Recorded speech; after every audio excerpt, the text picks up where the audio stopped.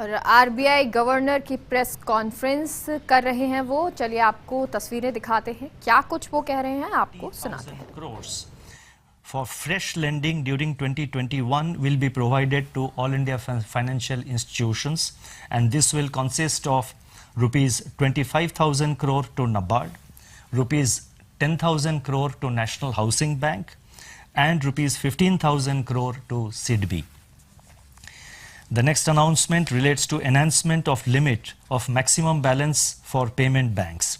With a view to furthering the financial inclusion and to expand the ability of payment banks to cater to the growing needs of their customers, the current limit on maximum end-of-day balance of rupees 1 lakh per individual customer is being increased to rupees 2 lakh with immediate effect.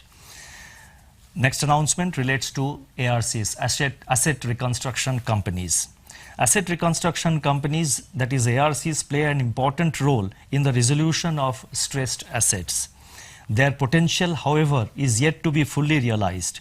It is therefore proposed to constitute a committee to undertake a comprehensive review of the working of ARCs and recommend measures to enable these entities to meet the growing requirements of the financial sector.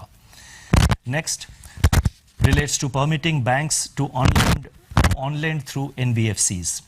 Recognizing the key role played by NBFCs in making credit available to the last mile, bank lending to registered NBFCs other than MFIs for on-lending to agriculture, MSME and housing was permitted to be classified as priority sector lending.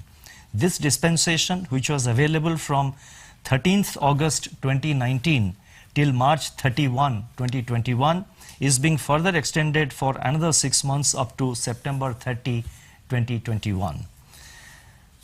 Next announcement relates to enhancement of loan limit against negotiable warehouse receipts.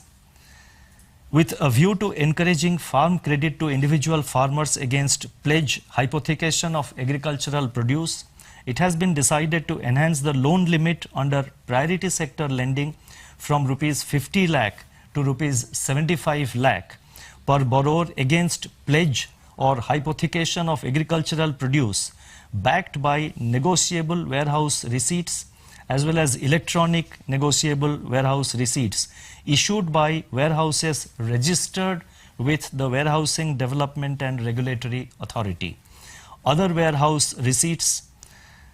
For other warehouse receipts, the loan limit for classification under PSL will continue to be rupees 50 lakh per borrower. Financial Inclusion Index. Financial inclusion has been a thrust area for the government, the Reserve Bank and other regulators, with significant progress made under this approach over the years. To measure the extent of financial inclusion in the country, the Reserve